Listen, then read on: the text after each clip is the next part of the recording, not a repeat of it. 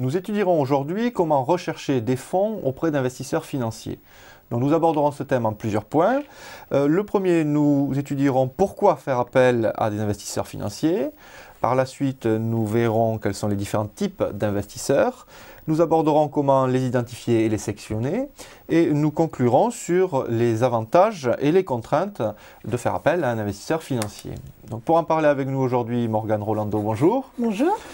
Donc vous avez plus de 15 ans d'expérience en tant que directrice ou disons dans des services de direction administrative financier de grands groupes cotés. Hein. Vous avez également une expérience en tant qu'investisseur et business angel.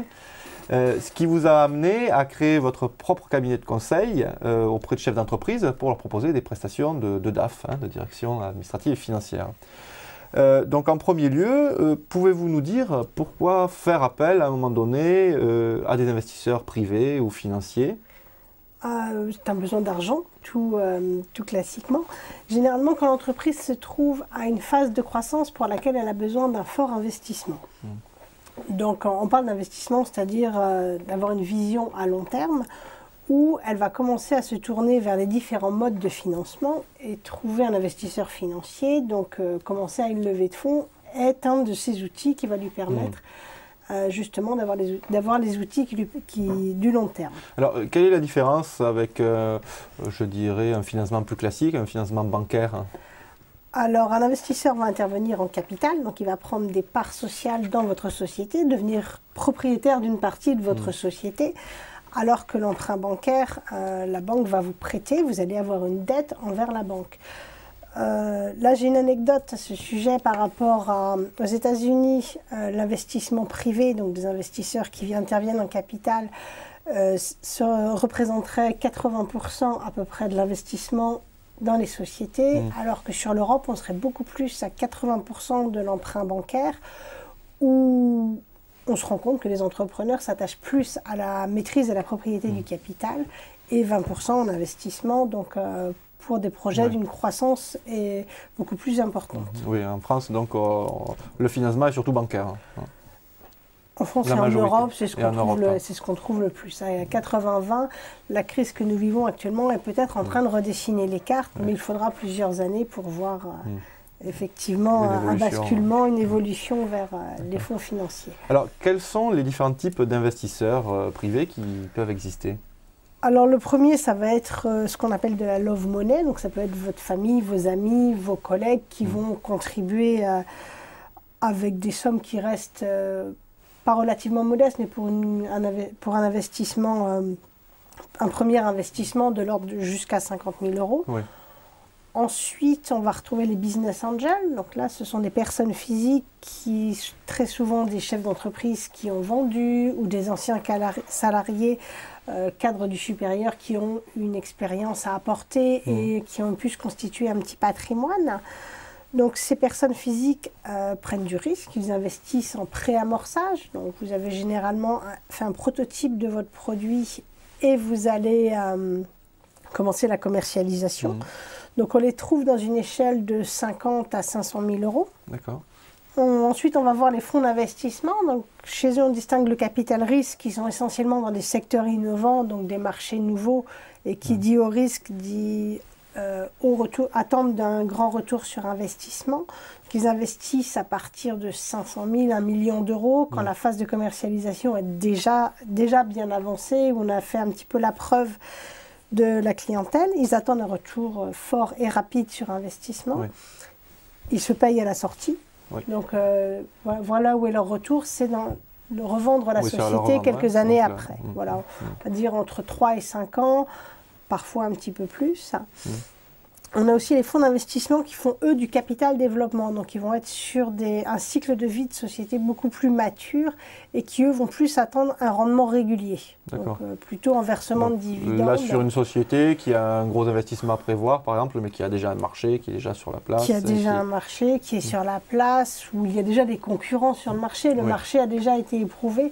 Donc, on sait plus ou moins comment il fonctionne. On a une visibilité et un business plan qui peut sembler relativement stable.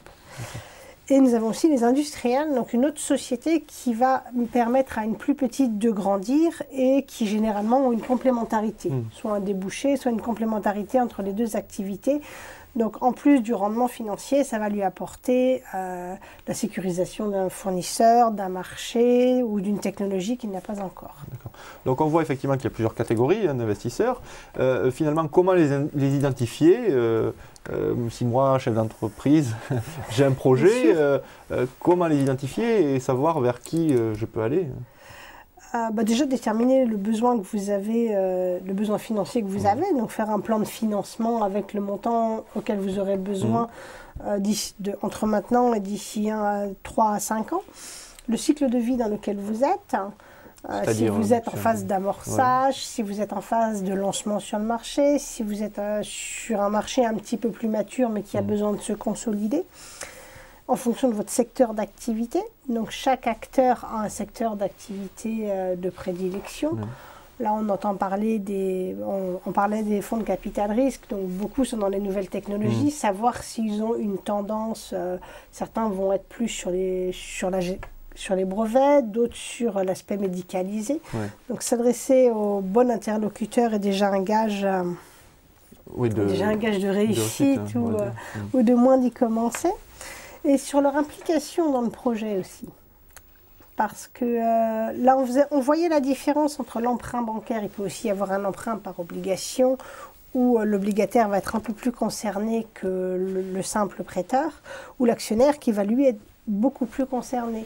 Donc savoir quelle implication ils ont envie de mettre dans le projet. Notamment dans la gestion Notamment dans la gestion, dans la réflexion, pourquoi pas intervenir au niveau du conseil d'administration. Donc c'est à vous de voir si vous avez des besoins dans ces compétences ou si au contraire vous avez besoin de fonds et entre guillemets qu'on vous fiche la paix pour gérer votre société. Y a-t-il d'autres aspects effectivement également, d'autres critères on pense notamment à la localisation.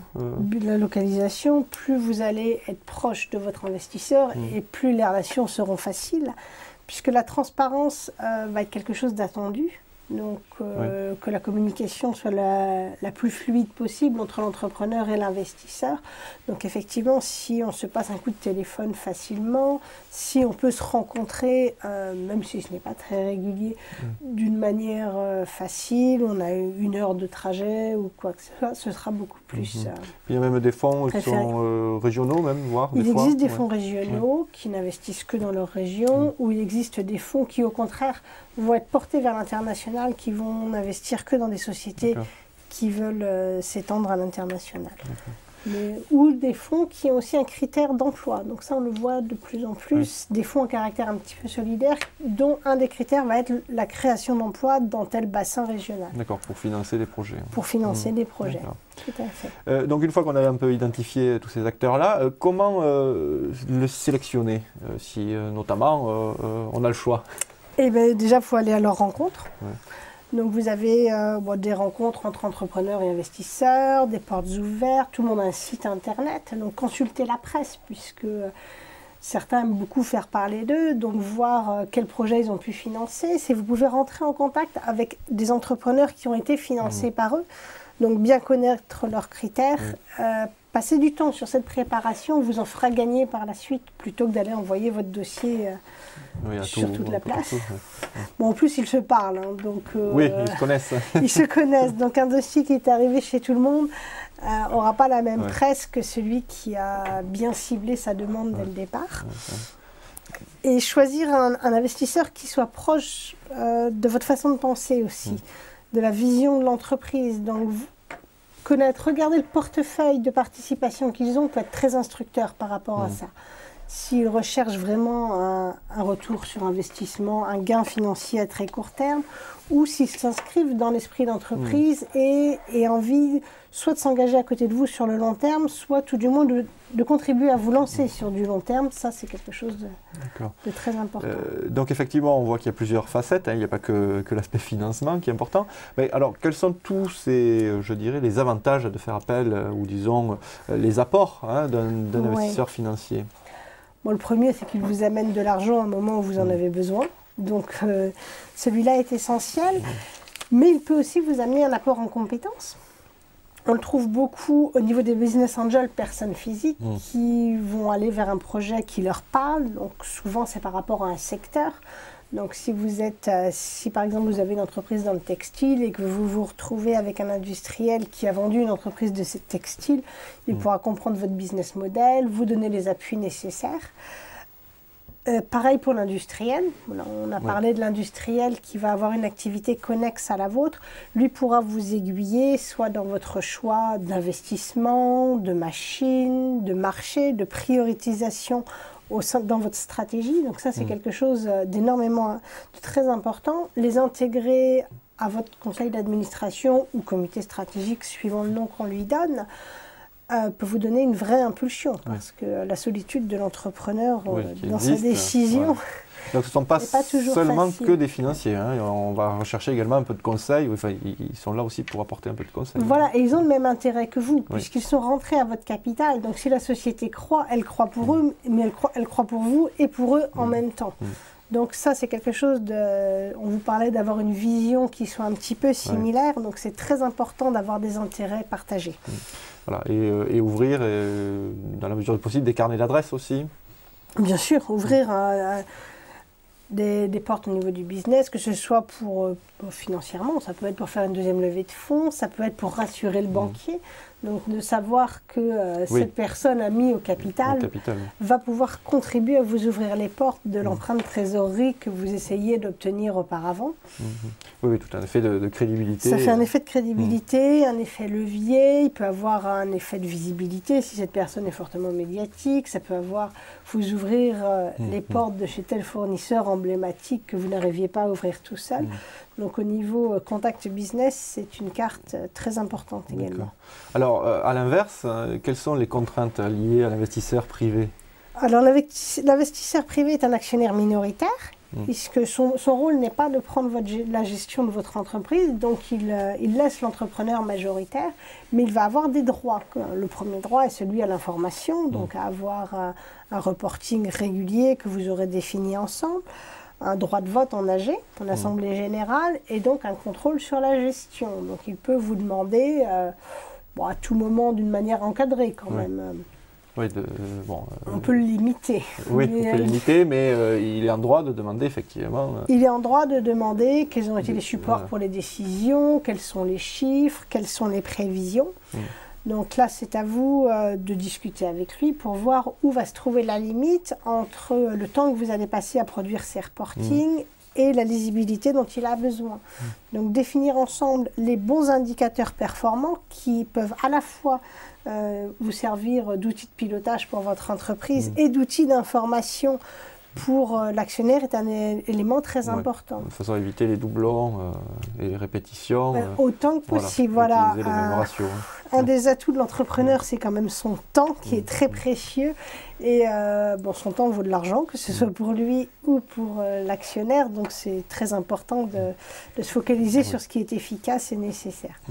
Quelles sont les autres contraintes liées à l'investisseur? Puisque là, on a parlé effectivement de droits minoritaires, des droits de vote. Sur l'aspect pécuniaire également, il va attendre une rémunération, bien sûr. Il vous amène... ce n'est pas défini à l'avance comme ce qu'on a pu voir avec l'emprunt bancaire, qui a un taux d'intérêt et des modalités de remboursement définies. Mais il peut être rémunéré généralement de deux façons.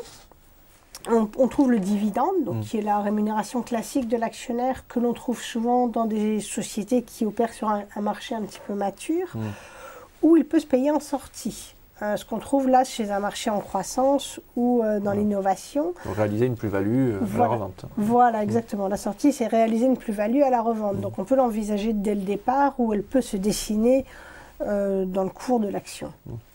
Et ces rémunérations peuvent être soit indiquées dans les statuts ou dans le pacte d'actionnaires ou non. Donc là, il faut être très vigilant par rapport à ce qu'on promet au début et suivant ce qui pourra être réalisé ou non. Donc effectivement, on évoquera ça sur ce sujet sur une autre formation, notre module, qui est préparé la levée de fonds. Y a-t-il d'autres points particuliers sur l'actionnaire, sur ses contraintes? On connaît, Sur les contraintes, c'est bien de choisir au départ. Encore une fois, prendre le temps de le choisir et de comprendre sa motivation est très important pour qu'on partage un intérêt commun. À partir du moment où la volonté des deux est de faire croître l'entreprise qui va être votre bien partagé, puisque vous allez être tous les deux propriétaires d'une partie de la même entreprise, c'est quand même très important d'avoir une vision commune. Donc, encore une fois, c'est une affaire de personnalité autant qu'une affaire d'argent. Morgane Rolando, merci beaucoup pour toutes ces explications. Merci.